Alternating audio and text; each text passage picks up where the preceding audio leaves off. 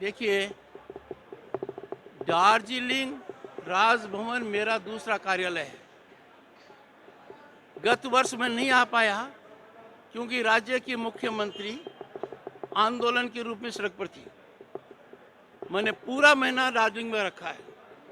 दार्जिलिंग की बहुत समस्याएं हैं, लोगों से मैंने चर्चा की है और मैं आपको ये कह सकता हूँ, भारत बदल रहा है।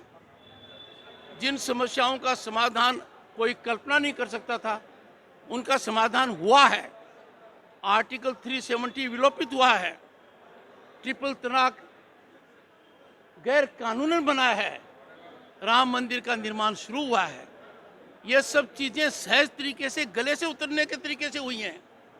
370 यदि विलोपित हुआ है तो मैं हर संसद सदस्य को साधुवाद का पात्र मानता हूं, प्रधानमंत्री के नेतृत्व की सराहना करता हूं। उसी तरीके से जो भी समस्याएं हैं उनका निराकरण निश्चित रूप से होगा और समस्याओं का निराकरण भारत के संविधान के अनुरूप होगा। मैंने लोगों को समझाने की कोशिश की है, रेलवे स्टेशन से हवाई जहाज नहीं उठ सकता। निराकरण कहाँ हो सकता है, कैसे हो सकता है, कौन कर सकता है, उसके बारे में साफ नियत और दिशा होनी जरूरी है। मेरे से दार्जिलिंग में बहुत लोग मिले, व्यापक स्तर पर मंथन हुआ है और मेरा प्रवास वहाँ खत्म होने के बाद मीडिया से मुखातिब होऊंगा और मैं मानकर चलता हूँ कि कोई भी ऐसी समस्या हुई जिसमें मेरे हस्तक्षेप की आवश्यकता है, उस हवन में मुझे कोई आहुति देनी है तो आपका राज्यपाल आहुति देने में किसी प्रकार की कोई कमी नहीं करेगा। बोलिए। Any other questions? No, sir, thank you. You were asking some question. No, sir, I just asked the MP and this BJP leaders are saying that oppositions are not safe in the Bengal.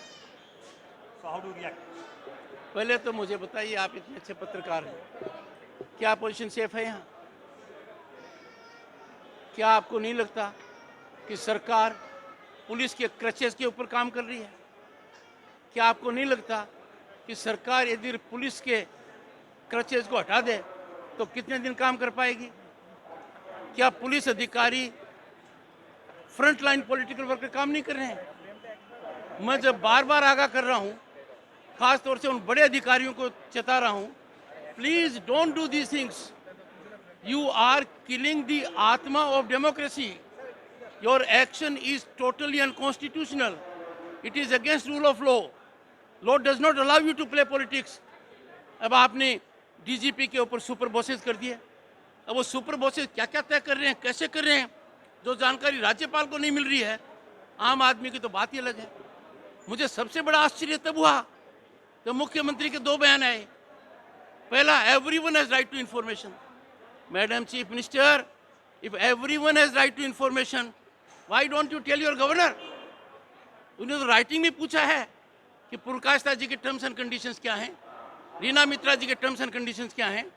Bengal global business summit के अंदर जो इतना बड़ा घपला बताया जा रहा है, आप जानकारी क्यों नहीं दे रहे हैं? किसने मैनेज की 5 एडिशंस, कैसे फीकी फैक्टर हुई, सब बताना पड़ेगा। और मैं आपको कह सकता हूँ, देर है अंधेर कहीं नहीं है। कोई ये समझे कि कानून के हाथ कमज़ोर हैं, बहुत बड़ी गलतफहमी में है। जिन भी लोगों ने डेमोक्रेसी को चुनौती दी है उनका हशर क्या हुआ आप जानते हो। Those who wanted to destroy democracy have never survived. मेरा उद्देश्य पॉलिटिकल स्टेक होल्डर होना नहीं है। आई एम नॉट कंसर्न कौन राजनीतिक दल क्या राजनीति करता है, बट मैं स्टेक होल्डर हूँ गवर्नेंस में। यह मेरा दायित्व है, ड्यूटी है, ऑब्लिगेशन है कि शासन व्यवस्था संविधान के अनुरूप चले, रूल ऑफ लॉ के अनुसार चले। और इससे यदि भटकती है, मेरे लिए चिंता की बात है। मैं नहीं चाहता पश्चिम बंगाल की जनता यह विश्वास खो दे कि यहाँ पर चुनाव निष्पक्ष हो ही नहीं सकते। वो मेरे लिए बहुत बुरा दिन होगा।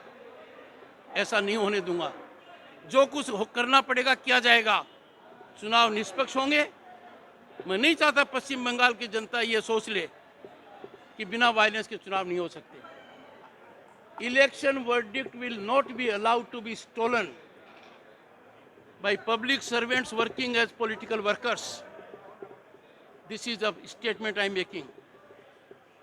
The thunder of democratic verdict will come out of the ballot box. It will not be allowed to be stolen by those public servants who act as political workers. And मैं सबको हाथ जोड़कर विनती करता हूँ, ये बहुत बड़ा यज्ञ है, ये भारत के संविधान को बचाने का यज्ञ है, ये डेमोक्रेसी को जीवंत करने का यज्ञ है। इसमें हर व्यक्ति को, हर नागरिक को अपना भरपूर योगदान देना चाहिए, इस यज्ञ में अपनी आहुति देनी चाहिए, और इससे जो नतीजा निकलेगा वो सबको स्वीकार्य होना चाहिए, शर्माते होना चाहिए।